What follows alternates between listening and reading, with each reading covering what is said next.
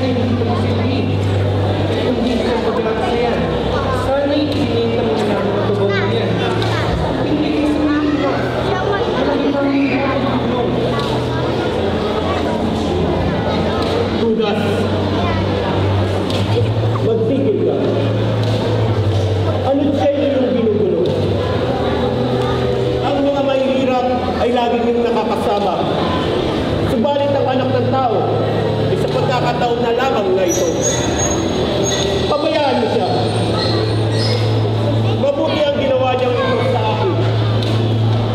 Hindi habang panahon ay nakakasama niyo ako. Ang mga dukha ay nakakasama niyo at anumang oras na gawa niyo siya ng mabuti.